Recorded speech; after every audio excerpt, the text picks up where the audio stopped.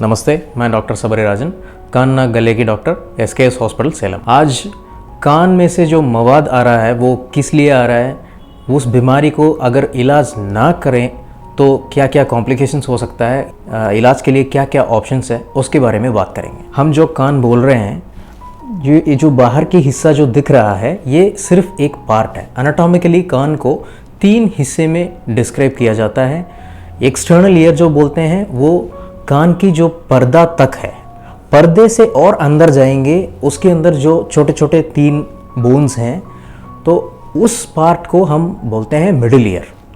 उससे भी और गहराई में अंदर जाएंगे, एक ऑर्गन है इंटरनल ईयर बोल के, जहाँ से ब्रेन की ओर सुनने की और बॉडी बैलेंस की नस निकलता है, उसको इनर ईयर कहा जाता है। जैसे ही हमारे नाक के अंदर, मुंह के अंदर एक मुलायम सी लेयर होती है और जहाँ से सिक्रीशंस बनता रहता है, वैसे ही हमारे मिडिल ईयर में जहाँ मैंने बोला था 3 छोटे छोटे हड्डियाँ होती है, उसकी सराउंडिंग में भी एक छोटी सी मुलायम सी लेयर होता है, म्यूकोसल लेयर बोलते हैं, वहाँ से सिक्रीशन बनता रहता है।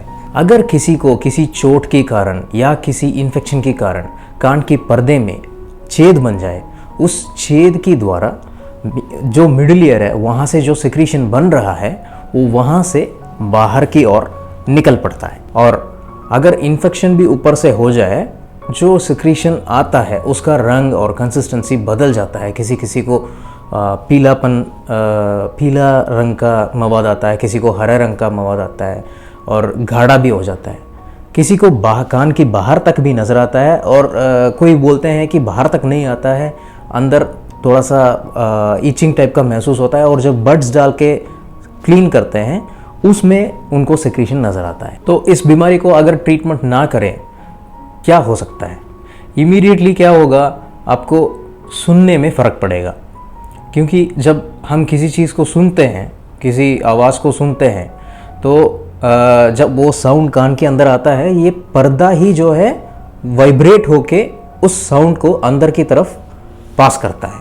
अगर पर्दे में ही छेद हो जाए तो आवाज़ सुनने में दिक्कत होगी। और बहुत ज़्यादा अगर मवाद बन जाता है, किसी किसी को कान में दर्द भी महसूस होता है। अगर बहुत महीने तक, साल तक इसको ऐसे ही छोड़ दिया जाए तो क्या होगा, किसी किसी को कुछ महीने तक मवाद आएगा, फिर कुछ महीने शांत रहेगा, फिर से शुरू हो जाएगा, ये चक्कर ऐसे चलता रहेगा। तो अगर ऐसे छोड़ दिया, ये धीरे धीरे धीरे हमारे पूरे पर्दे को खा जाता है, ये जो इन्फेक्शन। उसके बाद क्या होगा, अंदर की जो हड्डियां जो है वो भी गलना शुरू हो जाएगा। और इसमें 2-3 बहुत ही इम्पॉर्टेंट चीज़ जो बताना चाह रहा हूँ। मुंह को जो सप्लाई करने वाला और चेहरे को सप्लाई करने वाला जो नस है वो कान की द्वारा ही बाहर आता है। अगर उसमें इन्फेक्शन स्प्रेड हो जाता है, आंख बंद करने में, मुंह खोल के बात करने में, खाना चबाने में, हंसने में, ये सब में मुश्किल हो सकता है, ये सब में दिक्कत आ सकता है। और ये इन्फेक्शन हड्डियां की द्वारा ऊपर नीचे आगे पीछे हर डायरेक्शन में स्प्रेड होने का भी रिस्क रहता है। अगर ऊपर की तरफ जाएगा ये दिमाग तक भी स्प्रेड हो सकता है। अगर दिमाग में स्प्रेड हो जाए ये जानलेवा भी हो सकता है। ठीक है, तो इसको इलाज कैसे करें? इतना ज़्यादा कॉम्प्लिकेशंस होने की संभावना है, इसको ट्रीट कैसे किया जाए? पहली बात, जो मवाद बन रहा है उसको रोकना है, और बार बार मवाद बनने से रोकने के लिए पर्दा नया लगाना है। मवाद बनने से रोकने के लिए आपको कान को साफ़ करवाना पड़ेगा किसी ENT डॉक्टर के पास जाके। साफ़ करने के बाद वो आपको एंटीबायोटिक्स देंगे, ड्रॉप्स के द्वारा, टैबलेट्स के द्वारा। अगर बहुत इन्फेक्शन ज़्यादा है तो नस से भी दवाई चलाने की ज़रूरत पड़ेगा।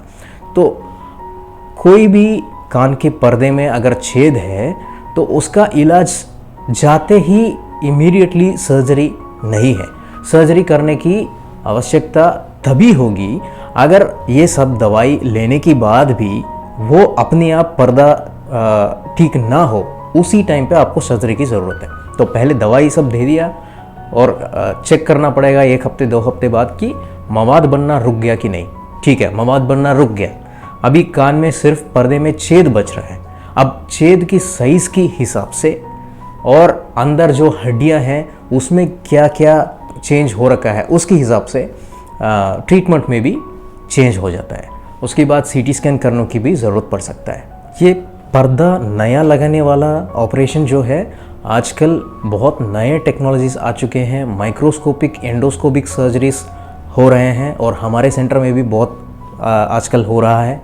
और ये एक डे केयर प्रोसीजर है। अगर मरीज़ सुबह ऑपरेशन के लिए आते हैं, 24 घंटे में उनको डिस्चार्ज किया जाता है। इस वीडियो बनाने का मकसद ये है ताकि आपको ये मैसेज पहुंचाना है कि अगर कान से मवाद आ रहा है उसको हल्के में ना लें, उसको प्रॉपर तरीके से इलाज करवा लें उसके लिए, और आने वाले कॉम्प्लिकेशंस को अवॉइड कर लें। मैं doctor Sabari Rajan, take care of your health. Thank you.